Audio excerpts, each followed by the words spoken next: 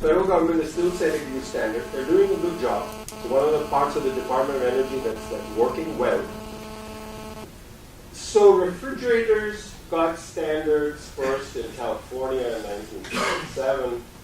I don't have that, my favorite refrigerator chart. But when I started in this business in the early 70s, frost-free refrigerator consumed 100 kilowatt hours per cubic foot per year. And today it's about a good Energy Star refrigerator will consume about 20 kilowatt hours per cubic foot per year. So 80% of the energy footprint is gone. That's one of the best success stories. But the lesson for the economist is that refrigerators are better performing and cheaper today than they were 40 years ago. They're cheaper. Why did that happen? And when can you do that? You can't always succeed with regulations. You have lots of refrigerator manufacturers, you have sensible standards, and you have the technology. Sensible standards mean, is it technically doable? Do we have the available technology, or are we close enough that we could achieve it? And if the answers to all those things are yes, like cars, we could do 60, 70 miles per gallon. Not a problem. If you set standards in a sensible way, you can actually have lower costs, better performance, higher efficiency. You just have to make sure that there isn't some AT&T out there that's monopolizing the business. And in most of the cases, we're talking about cars, appliances, buildings. The problem of monopoly does not arise. So you can go ahead and set your standards. In industry, it might be a little bit harder. This is the story of photovoltaics in Germany. These are for small systems, Mike. Okay, 100 kilowatts and less. Small, medium. I just want to give you an idea of the actual resources. I'm doing a 4-year Renewable Maryland project. The left bar, can everybody see that? See it? The left bar is Maryland electricity requirements. And with efficiency, you can have economic growth and even electric cars. And you have electric cars that could go up slightly from 70,000 to maybe 80, 85,000 in the next 30, 40 years. Onshore wind we don't have very good. We're not South Dakota, or North Dakota, that's for sure. But we have lots of offshore wind. Scott was showing you. These are National Renewable Energy Lab estimates. This is solar potential. So we don't have a shortage of, I think Scott's already covered this, so I'm not going to. But I want to show you one thing. These are Maryland data. So this is the monthly profile of solar, and this is the monthly profile of offshore wind. So we're very lucky because offshore wind is most plentiful in the winter when solar is lowest. So this is a parking lot in the US Navy 2002. So it's not new. What happens when you get clouds? Okay. So Scott covered intermittency in a way that showed you could do it with a mix and not have, solar and wind that was more than maybe 40% or something. I think you can have solar and wind going up to 80 or more %. There are some bumps. It's not that everything is very clear. So you need smart grid, first of all. Do you care when your refrigerator goes into its defrost cycle? Do you know? I don't. But if my refrigerator could talk to the grid, and the defrost cycle could be arranged so when the wind was blowing and the sun was, then you'd have cheaper electricity, and we would have a much more managed grid. It would happen automatically. If somehow you became wedded to defrosting your refrigerator at 1 o'clock in the afternoon, you'd have to pay for that. And you can do the same with your washing machine and your clothes washing machine. You can store, so everybody knows you can store energy in ice, cold and ice and so on. But they had an experiment, I think in Holland, in which they have these industrial food storage, freezer, refrigerator warehouses. And they lower the temperature of those by a couple of degrees when the wind energy is plentiful. And then they turn off the compressor when there's a lack of wind. So now you're storing energy in frozen meat. Yay! And if you are a vegan, you can do the same in frozen peas. Okay. So, I do vegan occasionally. So, store cold when the wind blows. So there are lots of ways to store it. We don't, this is a story that should have ended some time back. But you know what? The other side doesn't like to talk. So even good, well-intentioned people, now I think the world of James Lovelock, or the guy up here, said, oh, there's too little solar and wind. We need nuclear, otherwise the Earth will go to hell. Literally, he did say exactly that. Oh, Jim Hansen saying that. Jim Hansen saying that. Jim Hansen, I don't even want to get into it. Yeah. That's why I picked James Lovelock. I saw that. I just have to say it. So, and I got a request from Nature Climate, or one of these shishi journals, to write a response to James Lovelock in a peer-reviewed setting. So I did. I wrote an article saying, you know, about 2% of the area of Saudi Arabia could supply all of South Asia with a European level of electricity. Things like that. Not complicated numbers. He didn't respond. He was like Milton Friedman, you know, Capitalism and Friedman of the Friedman Chicago School of Economics. I wrote a review of his book, and I said, Dr. Friedman, here's a review of your book. Would you care to respond? We'll publish your response. He said he wasn't interested. That happens when you don't have a response. Yeah. Gone and can't defend himself, I should know. We've been talking about this for a while, but now there's a project in the works that's being proposed to marry Wyoming wind with compressed air storage in Utah to supply some of that California market. It's a huge project. I think it's more than a gigawatt hour of storage. Yeah, I think so. The numbers look very good. It's an $8 billion project. About half of it would be spent on wind generation in Wyoming. So in my conception, about half of what we would do would be wind, and half of what we would do would be distributed solar.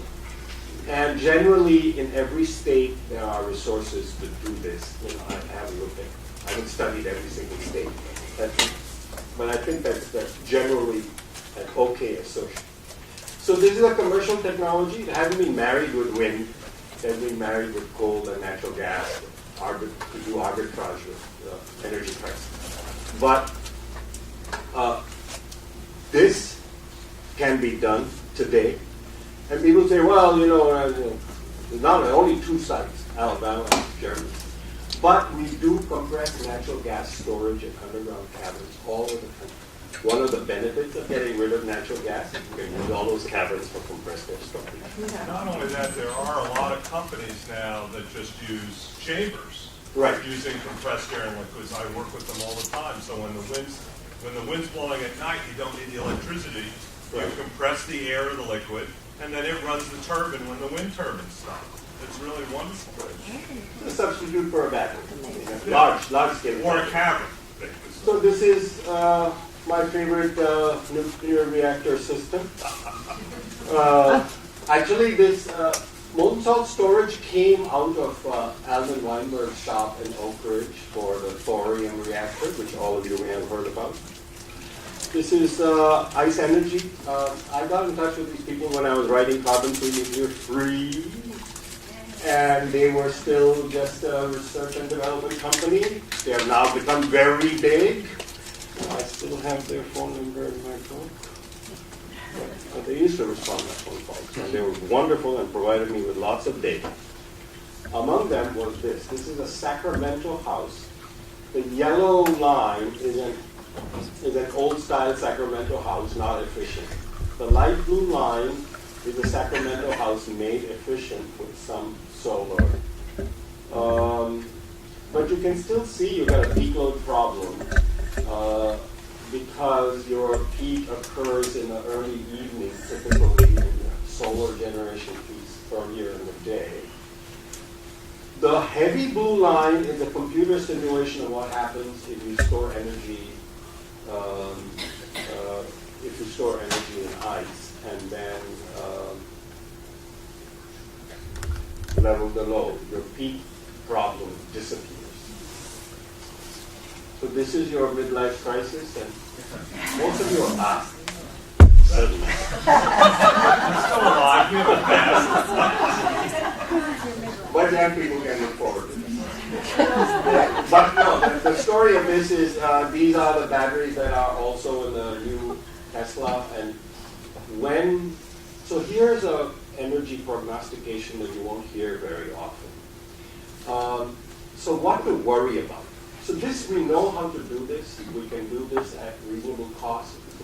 I have said since this book was done, I don't always agree with the scientific establishment, even when they're saying things I like or they're in a direction that I agree with.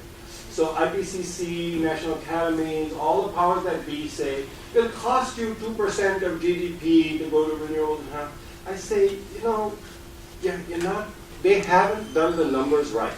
If we have the guts, and we do the regulations, and we do the buildings and the appliances and so on, it's not going to cost us any more to do an efficient, renewable, resilient, responsive energy system that you don't have to worry about, because that's a normal objective for Joe Blow and Jane Doe. Thank you. I'm not culturally there yet. So Joe Blow and Jane Doe shouldn't have to worry about their energy. But here's what to worry about. So when this stuff happens, oil prices will fall. Oil could become like stones after the Stone Age. What? That is a very pleasant thought. Except, yeah, we have plenty of stones, but the Stone Age is over, right? I think.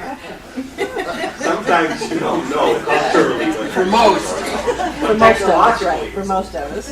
Culturally, maybe not. Yeah, right. That's what I'm saying. Culturally, maybe not. Technologically, what's going to happen in Saudi Arabia? What's going to happen in Russia?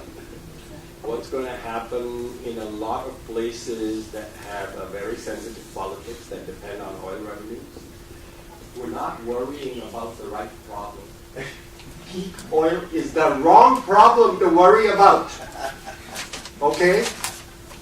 If it goes to $150 a barrel, we'll get to this future faster. Yeah, right. Right? The Europeans are living with $8 a gallon petroleum. They're not starving. I was recently there. It seemed fine. I ate well. Somebody wrote an op-ed in the New York Times. I was very happy to see it, saying, it's not about food production, people. Starvation is not about food production. Starvation is about poverty. It's not the same thing. Okay, these are sodium sulfur batteries.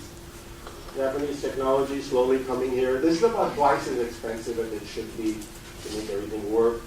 Batteries are going to be normal technology for storage. You're more familiar. My prediction is 5 years probably or less. Absolutely. Five. So Easily. mostly, I wrote this in 2007. It was the first. In my own tradition, I always try to be ahead of everybody as an Indian. No. Most of the things, I try to be pretty conservative in how I do my technical crystal ball. Most of the things that are happening much faster than I thought they would happen.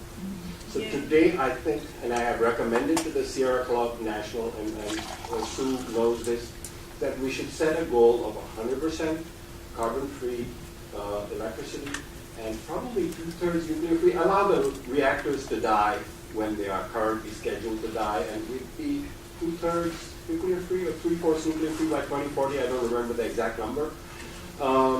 That same thing is in our model for the CO2 comments. So we have about 1/3 less nuclear electricity by 2030. Just let the reactors die. There's a problem there. Unfortunately, the spent fuel won't die. No, I know that. So this is what a simple system would look like without demand response and smart. You know, the brown below the line is storage. The